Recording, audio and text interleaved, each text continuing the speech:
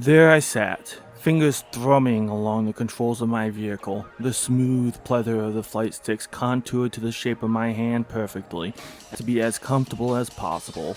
I gazed through the visor of my helmet and the canopy of my cockpit and outwards towards the tens of thousands of people in the audience who found themselves nestled into the stands surrounding the starting grid.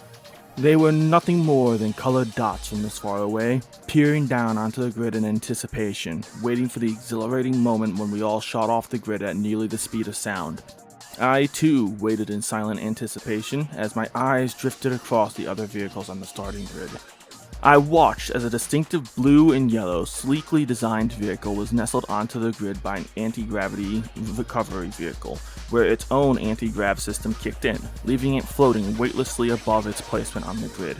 There are 6 others of us, each with our own vehicle, each locked in place on the track by our own recovery drone, and each one ready to shoot off like a bullet as soon as possible.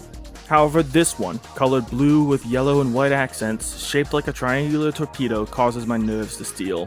The Nexus NTI-4, one of the fastest vehicles in the Anti-Gravitation League, and the current lead of this Grand Prix. Describing it as a near supersonic arrow would not be wholly inaccurate, as no other vehicles fielded by any other team can overtake it on a straightaway, especially mine, which I learned the hard way last race as it shot by me on the final stretch, just barely taking the victory from me, much to my frustrations.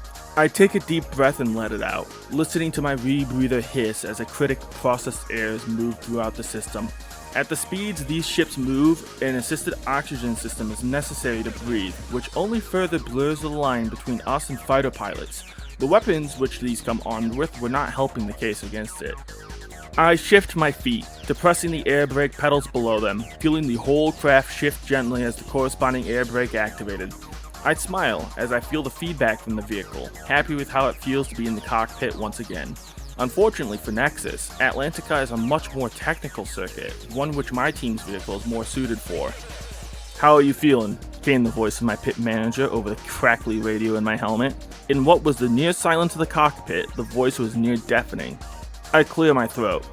"If I said I was calm, collected, and ready, would you believe me?" I mumbled back the best I could, the safety equipment restricting the movement of my jaw and making me sound like I was grumbling. Unnecessary evil.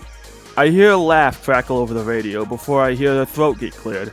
"Yeah, sure I would," the manager trailed off for a moment. "You can't see it from where you're at, but Scorpio has been doing some more last-minute modifications to their vehicle." I rolled my eyes. "Seriously? Right before the finals?" I grumbled.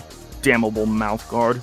"Yes, as they always do. This time it looks as if they've swapped out their stabilization system and installed a different set of air brakes. Seems like more than Caliburn and Tenrai are going to be competing with you on the corners," came the pit manager. "Figures. Everyone is preparing for the most technical circuit in the league. This information does little to calm my nerves. Instead, I'm only left with a greater sense of anxiety, knowing that the competition is getting incredibly fierce." "Right. I'm going back to the pit crew. We'll see you in the winner's circle." And with that, I am once again left in the silence of my cockpit, the only noises being that of the AG unit and the engine.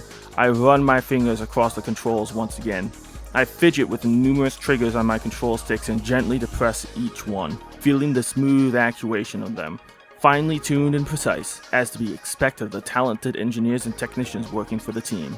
"Racers, are you ready?" came a new voice as my headset crackled to life once again. I immediately lock in and give all my system monitors a quick look over. After rigorously checking my monitors and giving a quick tap on a flickering screen, I push a button on my dash to signify that I was ready. I gaze out of the cockpit once again and down the starting grid. At the end, a massive video screen turns on. The logo for the AGL flashes on the board briefly before being replaced by a giant number 3. "Countdown starting. Good luck, racers, and may the best pilot win."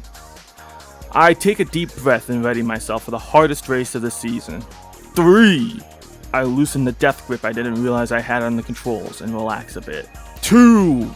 I narrow my eyes as I begin spooling the engine, the quiet din quickly ramping up to a torrent as the turbines spin up.